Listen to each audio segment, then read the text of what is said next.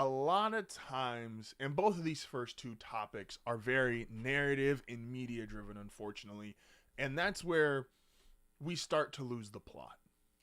I truly believe when the headline of a game is more about the media headline or the media narrative versus what was put on the field, we've lost the plot. So we're into about two teams here. And I said this on group chat, and I've said this on here a bunch. I believe the top two quarterbacks in the NFL are Patrick Mahomes and Lamar Jackson. Lamar's going to be a 3-time MVP. Patrick Mahomes is already a 3-time champion. They are by far and away, and this is no disrespect to Josh Allen, this is no disrespect to Joe Burrow, this is no disrespect to anyone you think is on that list, but they are by far, out of current contemporaries of quarterbacks, by far the most accomplished. 3-time MVP, one's got 3 rings. But let's go ahead and talk about these two teams, because no one actually wants to talk about it. The first part is the Chiefs, and Mahomes is a part of this. The Chiefs, no one wants to really be honest about it, which it felt like the Texans kind of were trying to be honest about it, but the reality is when you lose a game and you complain about something, it comes off more sore loser than actual valid criticism. But I think everybody, including other NFL players and professional athletes, feel the same way about the Chiefs, which is that it's not just that they're great, because we all understand they are. Mahomes, already a Hall of Famer, already has a case for one of the 5 best players, maybe one of the 3 greatest quarterbacks to ever play the game. Kelsey's one of the greatest tight ends ever. Him, Gronk, take your pick. Chris Jones, we know, is a Hall of Famer. Andy Reid's the best coach currently in the NFL and one of the best head coaches of all time. And like I said, when we lose that, we're not talking about the greatness of the quarterback. We're not talking about the greatness of the tight end. We're not talking about the greatness of their defense or their head coach. We're discussing referees. And Chiefs fans can say what they want and say, oh, everyone complains that just because we're winning. Yeah, that's kind of true, but not really. Hear me out. You know what the NBA never really wanted? They never, and not that they'll ever admit this, the NBA never really wanted the James Harden play style to win a title. The foul baity, the let me get up a bunch of shots, try to influence the refs. They never really wanted that to be the thing that was the best thing going in the game. They much prefer when it's someone like LeBron, who you can highlight his athleticism, his skill set. When it's Steph, oh my gosh, look how great of a shooter he is. The NBA would never publicly tell you they wish James Harden never won a title, or hope James Harden would never win a title. But they secretly didn't really want it. You don't want someone who is putting referee manipulation, which all great athletes do, which all great teams do, but you don't want someone who puts that on display as flagrantly as James Harden did, or even in some regards as SGA does and other guys throughout NBA history. Mahomes has elevated. It's not just, we all understood when Brady and Manning were playing, they got calls, other guys didn't. We all understand great players get calls that other guys don't. Great corners get to hold a little bit better. Great offensive linemen get away with some holding. Some great pass rushers get away with offsides. We all know that exists, but that's not their story, nor is it continuously and routinely the biggest takeaway from their games. And Mahomes and the Chiefs, we are consistently in this stretch of flag, impactful game, and he has evolved, Mahomes has, to outright referee manipulation because he's aware of what the rules are. And everybody does their own little gimmicks and their own little performance when it comes to referees. And everyone does their own thing to, again, all athletes do it. But they don't want that to be the central focus of what is the biggest show or the biggest part of their entertainment and the biggest part of their sport. They didn't want James Harden ref manipulating his way to 20 free throws. The same way MLB, realistically, shout out to Juan Soto, they don't want Juan Soto to be the face of Major League Baseball. He walks too much. It's less exciting. It's not as appealing of a product. They just don't want it. It's less, it is less enticing to sell to your fan base, current, future, whatever you want, And when Mahomes is out there and he's intentionally not running out of bounds because he knows the guys aren't allowed to hit him because it's a flag. And if he just holds on long enough and slowly walks his way out, he can inherently pick up extra yards. He can inherently flop for a penalty when he does these really late slides, which he's been doing consistently. Excuse me. This is not just you hit the quarterback really hard and because it looked bad, the NFL has to overreact and throw flags. That was Brady. That was Manning. You don't want these $50 million a year quarterbacks going down because someone ran them over at 100 miles an hour. But you also don't want the best quarterback in your sport, the dynasty of your league, the biggest product on television, to be sitting there going, you know what? I'm going to play ref manipulation. I'm going to cheat this extra yard because I know they can't hit me. And you put these defenders in these positions where, what do you want them to do? Again, I said this with the Bronco-Buffalo game, and Josh Allen even realized it. Josh Allen threw a pass.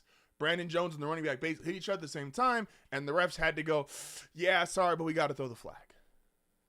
And even Josh Allen put his hand on his head and went, oh my gosh, I just threw a medicine ball, a ball that I know was going to get my guy hurt because of the position that I threw it and where the defender was. That doesn't exist in Kansas City. In fact, they implore it because Mahomes is playing to these rules that he knows is there to protect him. Like the rule, yes, we want to protect quarterbacks, but you don't want to do it to the point of you are just taking away from what other guys are doing. And all the Chief players just get around and go, yeah, throw the flag, throw the flag, throw the flag, which they're supposed to do. That's their teammate. But the NFL doesn't want that to be a part of their story. Mahomes, where he started, 50 touchdowns, first year starting, MVP, electric offense, multiple time Super Bowl champion, first team to ever potentially go for a three-peat.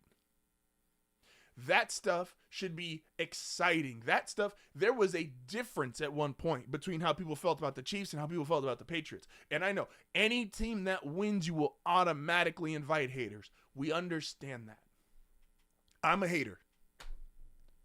But that doesn't mean there's a difference between hating and respecting. The other teams, during the time Brady was great, the other great teams, the Colts could compete with Tom.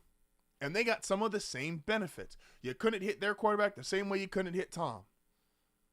When the Broncos were competing with Tom towards the end of Peyton's career and towards the almost end of Brady's career, Brady ended up playing for still almost another decade. It was crazy. There were similar rules they both had to play by because we all understood, okay, you got to protect the quarterback, but there was things you could do. Mahomes is now just taking advantage of that the way Harden did, the way guys take advantage of the strike zone and umpires. And sports don't want that to be at the forefront. Does it happen? Obviously. But that's not what they want.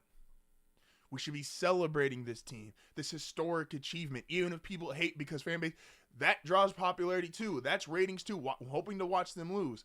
But when you have people who either hate watching them to lose or people that are watching because they want to see greatness, and the greatness is then turned into, oh, how many flags are we going to throw in a game? How many great plays or good plays can a defense make to attempt to stop the greatness and then just have a flag thrown on them? And they're at key critical situations. They're on third downs, extending drives. The NFL doesn't want this, and realistically, the Chiefs shouldn't want this. But their star player, the best quarterback in the NFL, he's flag baiting. And there's nothing else you can say about it. And that becomes, again, to the point, what happens on the field should be what is celebrated, not just narratives and headlines. But you can't even celebrate what's on the field when all that it can create is a narrative or headline, and that is the refs throwing flags. Flag manipulation, ref manipulation.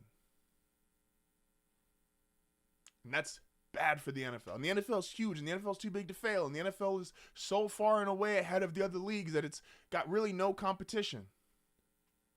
But if you ever want to talk about rigged, and I know we just saw a ref go over to Josh Allen and apologize last week. But even with that, Josh Allen does not come off as not saying he doesn't get calls, because all-star quarterbacks get calls. But he's not manipulating them. He's not When Josh Allen gets hit, he's not getting up waiting to see who's ref going to call him. No, he establishes himself as a runner, which Mahomes does too, but he's a bigger guy, and he's running, and he takes the hits, and he bounces off. You want to talk about rigged? You want to see a quote-unquote rigged game? Watch how the game next week is reffed. Watch how it's reffed. Josh Allen, who's more popular to watch at the moment, who's a bigger draw even than Mahomes, even with all the – and Mahomes is better. But what people want to see isn't ref manipulation. James Harden was better than 99% of the league. People didn't like watching him. And that's a real thing. Moving on to Lamar Jackson, who I think is the second best quarterback in the NFL. Tony and I are going to talk about this a bit later when he joins us in the show. I don't think – we used to always say if Michael Vick could really throw, how dangerous would it be? Then we got Cam Newton, who at that time was the closest we had ever had to elite, high-end level athlete as far as being able to run, do all the stuff he could do on the football field, as well as a MVP level-esque quarterback and thrower of the football.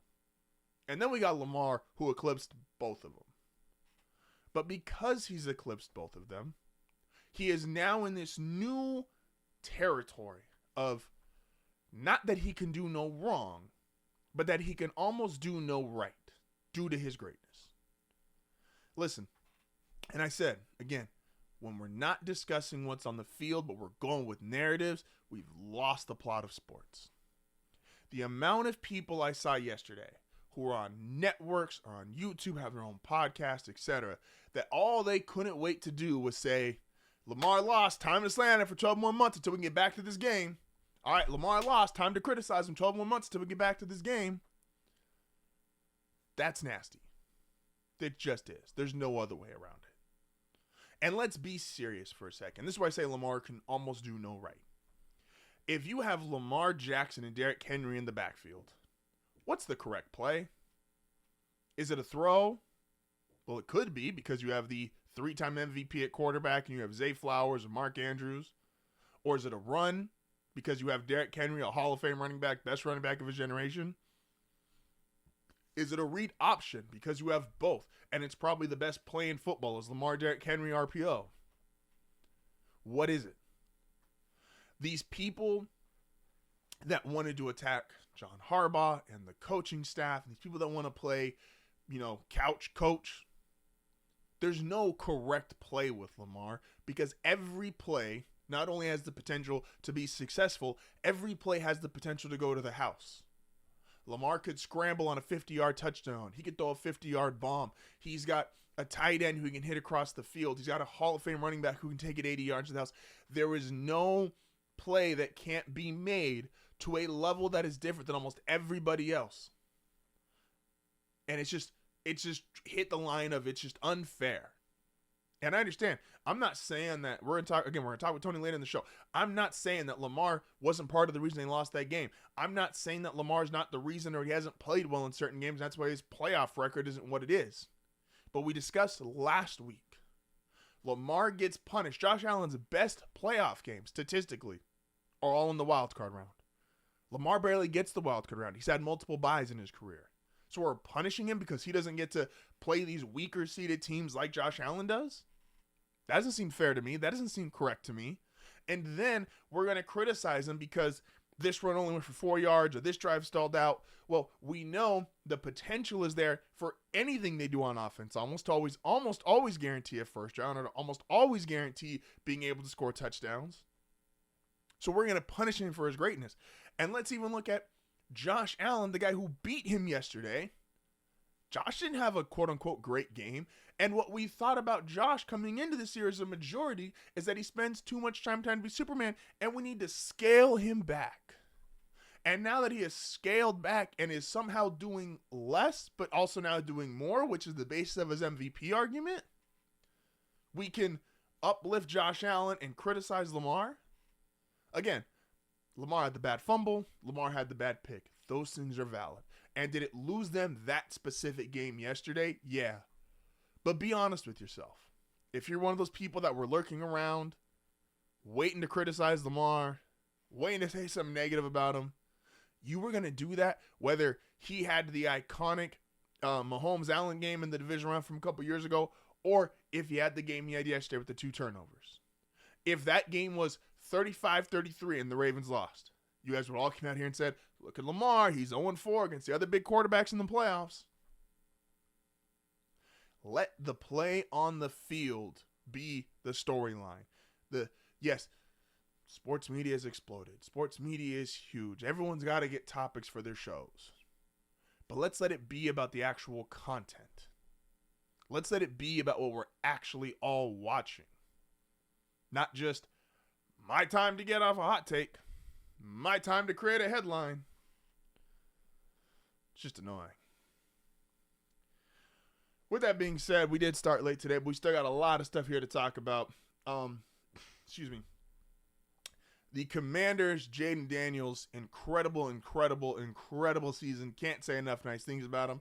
And a new-ish topic that we're bringing in, be serious. That and a lot more to discuss. Again, Tony is dropping by. It is Monday. This is HardFoul Radio. We'll be back momentarily.